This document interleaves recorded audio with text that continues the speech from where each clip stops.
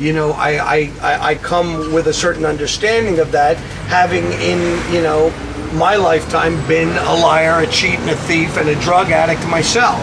So I know who it's sort of that takes one to know one thing, except, I'm living the clean and narrow now. There's that. But also I think what happens is that the genesis of 6 Degrees of Paris Hilton, for instance, came out of me looking at her purloined T-Mobile Sidekick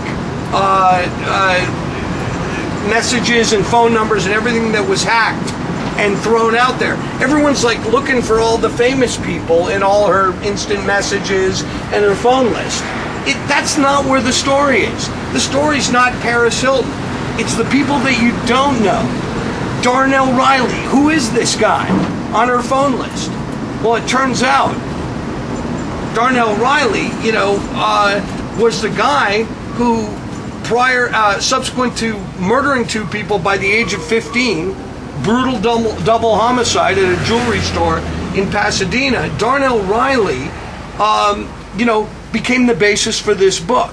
Now, all the other journalists are trying to find out who she knows that are famous and who they can make fun of. And, this is the gossip era. But if you're willing to dig in and look at the fringes, look in the corners, that's where you're going to find your story. So I think a lot of it is, just, part of me identifies with the criminal element, and then on the other side of the coin, part of me is just a born reporter who knows where to look to find a story. I hope that answered your question. That's good. Okay. What effect does it have on your psyche to be immersed so deeply in such a world? It's exhausting. I mean, it's... Fortunately, I don't drink and I don't do drugs because at the end of a story, the first thing I want is a drink, or a shot of dope or something. It's extremely stressful. I'm constantly looking over my shoulder. This particular book put me in the hospital when my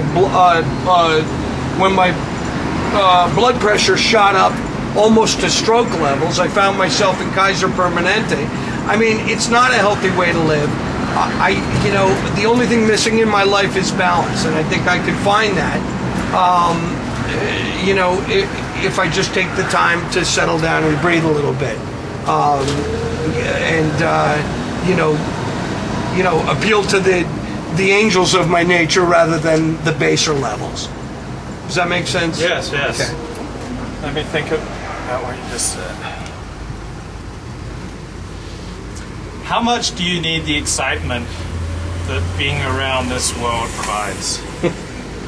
And therein lies the problem. It's almost like transferring one addiction to another. The way I chased that high almost 24 years ago. That's the same way I chase these stories. And again, I may be a headache to editors, but I'm invaluable because I'm the one who goes out and finds these particular stories. It is exciting. There's a lot of adrenaline. I wouldn't trade it in for anything. I've sacrificed a lot to be, an investigative journalist, but at the same time, is it worth it? Yes, because every day I find fulfilling. Sorry, there we go.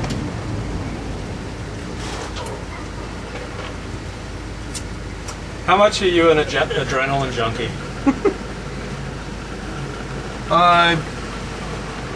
I'd say I am a high-flying adrenaline junkie.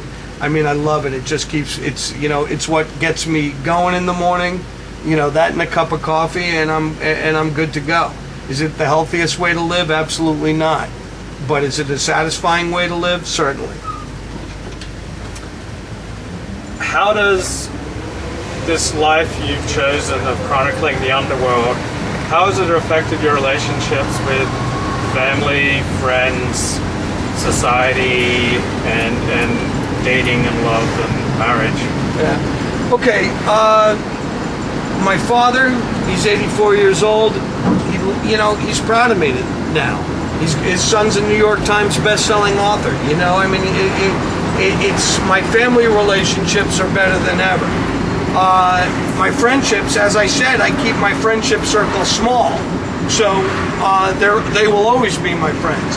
As far as ideals in life, marriage, kids, the white picket ideals that we like to think about, I'm 49 years old, Luke. I don't know. I think I sacrificed a lot of those for this. Who knows? Who knows? But I've definitely put those kind of ideals on hold because, there's no way I could sustain a relationship, certainly not a marriage, and or raising a family doing what I do.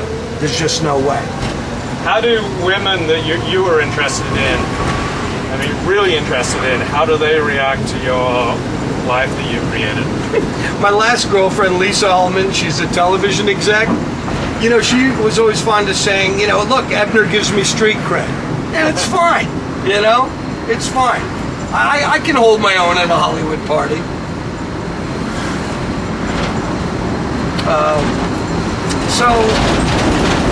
I don't know what else to say there.